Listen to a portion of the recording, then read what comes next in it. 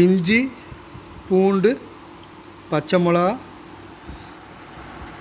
கூசா, பெரிய மிளகா, கொடை மிளகா, 2 உருளைக்கிழங்கு, அப்புறம் முட்டைக்கோசு,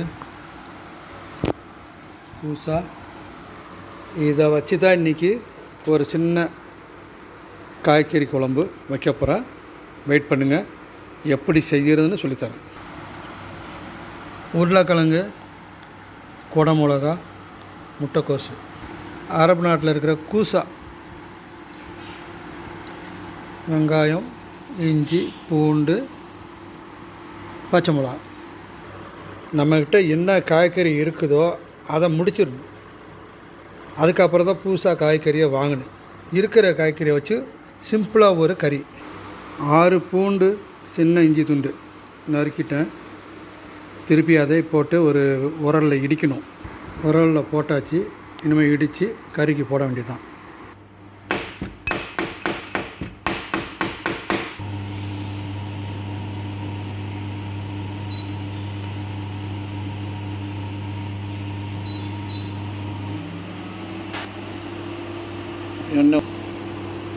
எண்ணெயை ஊற்றணும்.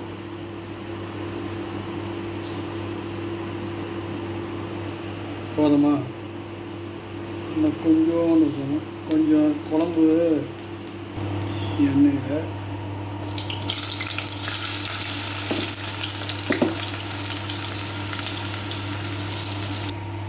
தக்காளி இப்படி தான் இருக்கும். என்னடா இது தக்காளி தான். கழுவிட்டு இது உடைக்க போகிறேன். இடித்து வச்சுருக்கிற இஞ்சி ஓரளவு வெந்துடுச்சு, இதாகிடுச்சு. வெங்காயம் இதாகிடுச்சு. சிம்மில் தான் வைக்கணும், கம்மியான தீயில் தான் வைக்கணும், இல்லைன்னா கரிஞ்சிடும்.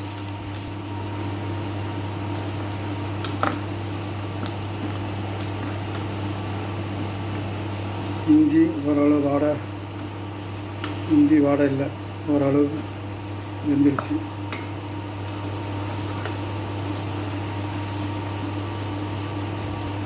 இப்போ தக்காளி இடித்து போட்டுடலாம்.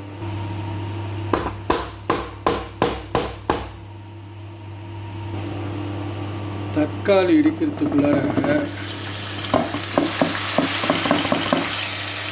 நல்லா இதாக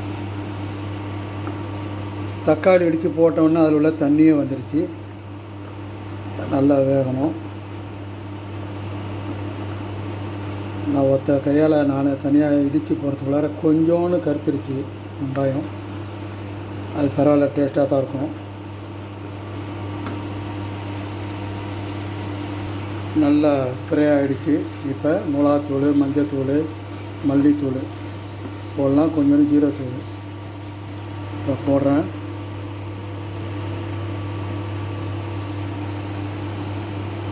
மஞ்சத்தூள் கொஞ்சோன்னு,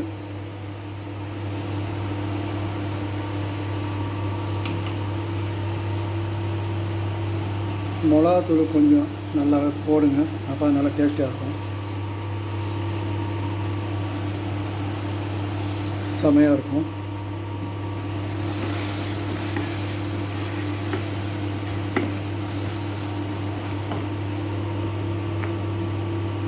ஜீரகத்தூள்,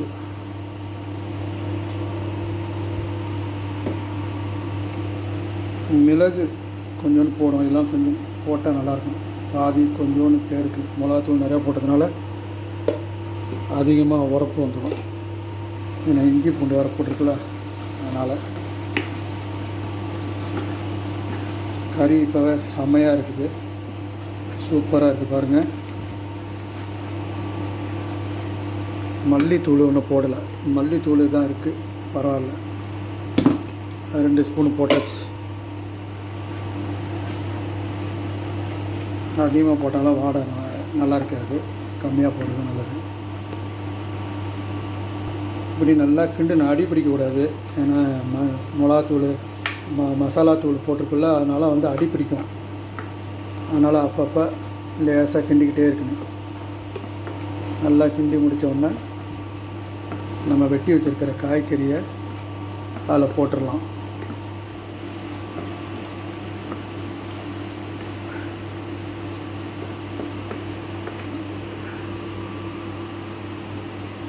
நல்லா இருக்குதா, எண்ணெய் விட்டு வருதா. மசாலா போட்டோன்னா சூப்பராக இருக்கும். அடுத்து உப்பு ஒன்றும் போடல. உப்பு அது போதும். ஒரு ஸ்பூனு உப்பு போட்டிருக்கு. பச்சை மிளகாவை சும்மாவே போடுங்க. அது பச்சை மிளகா அப்படியே கிடைக்கும், நல்லாயிருக்கும்.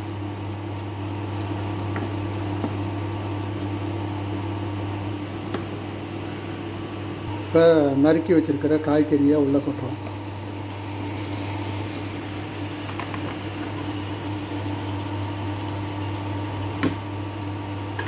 கொட்டி வச்சுங்களா.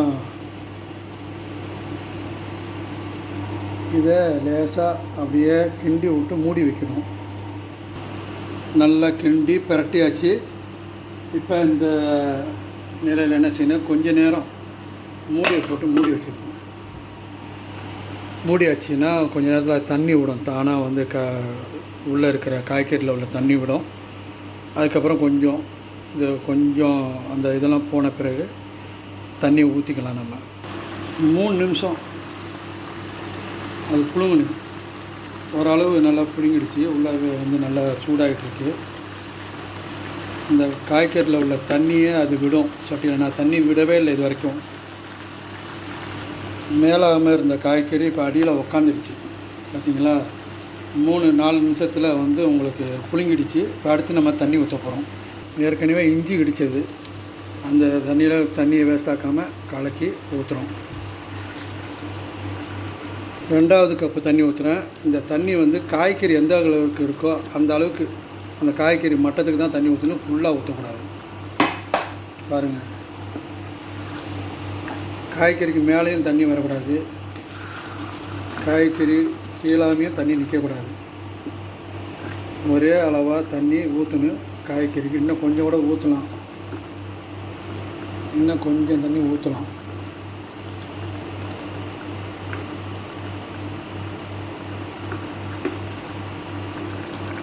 ஆல்ரெடி போதும். இதுக்கு மேலே நம்ம தண்ணி ஊற்றக்கூடாது. காய்கறி எந்த அளவு இருக்கோ அதே அளவு தான் தண்ணி ஊற்றுங்க. இப்போ இது வேக வேக காய்கறிலாம் அடியில் தண்ணியில் போயிடும். ஆனால் குழம்பு மட்டும் மேலே வந்துடும். கடைசியாக நம்ம கரம் மசாலா போடணும், மறந்துடக்கூடாது. இங்கே வச்சுருக்கேன் கரம் மசாலா, கடைசியாக போடணும். பார்ப்போம். கறி நல்லா வந்துக்கிட்டுருக்கு.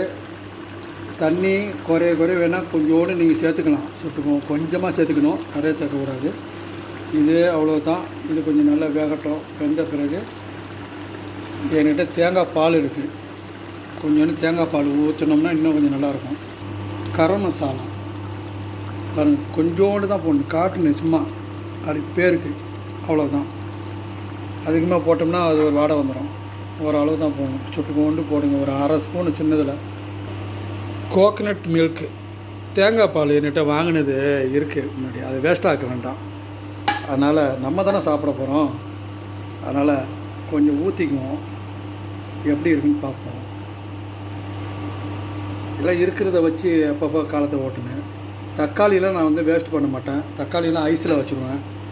ஐஸில் வச்சுட்டேன்னா அப்படியே கல் மாரி இருக்கும். நம்மளை நொறுக்கிடலாம். அறுத்துக்கிட்டு அது வதக்கிறதுக்கு ரொம்ப லேட் ஆகுதுல்ல. அதை வந்து நொறுக்கிட்டோன்னு வச்சிங்களேன், இடிச்சிட்டோம்னா அப்படியே தூளாகிடும்.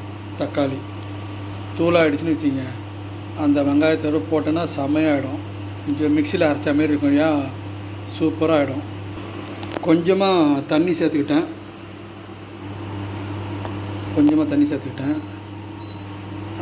அடுத்து வந்து நமக்கு கொத்தமல்லி இலை போடணும்.